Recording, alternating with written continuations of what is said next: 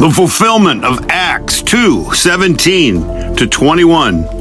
The hero, Jesus, completed his assignment and reconnaissance mission and sat next to the Father, sharing intimate details about the human condition to allow them to create the modern world using our hands, fingers, and mouths. We thought it was about spiritual feelings, but when you look at it through the technological lens of 2026, it reads like a blueprint for the Industrial Revolution. Here is the prophecy decoded for the digital age. Acts 2:17, in the last days, God says, I will pour out my spirit on all people. The translation, this is the Big Bang of 1776. This is the year the steam engine went on sale, the Declaration of Independence was signed, and the Wealth of Nations was published.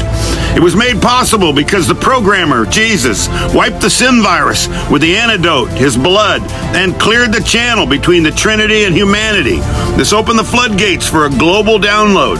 The Spirit poured out on all flesh, scientists, engineers, and inventors, causing a surge of information that wiped the Babel virus, confusion, and allowed English to become the operating system of the hive mind.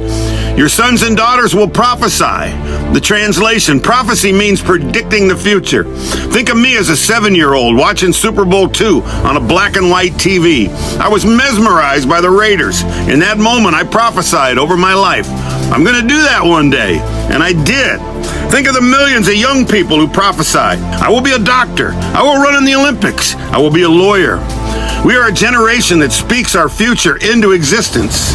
Your young men will see visions. The translation, this is the age of visualization. As a player, I had visions of making great plays before they happened. But think bigger. Think of the millions of corporations started by young men called visionaries. They saw the assembly line, the microchip, and the personal computer before they existed. They wrote vision statements that built the modern world. Your old men will dream dreams. The 2026 translation, we live in the dream economy. You can't watch a sporting event without hearing, it's been his dream since he was a kid. The American dream, the dream of flight, the dream of connection. The prophecy describes a world where humanity is no longer just surviving, but dreaming. Acts 2:18, even on my servants, both men and women, I will pour out my spirit in those days, and they will prophesy.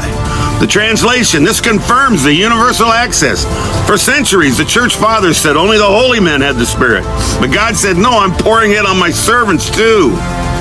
The janitor prophesies, the teacher prophesies, the football player prophesies.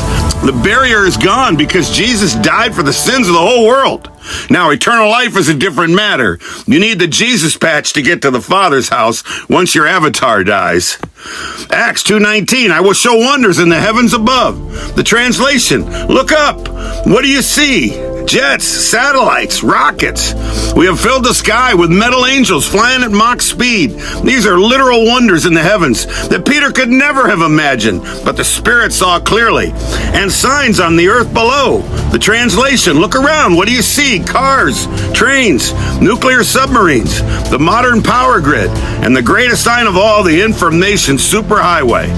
These are the physical proofs, signs of God's intelligence downloaded into human hands. Blood and fire and billows of smoke.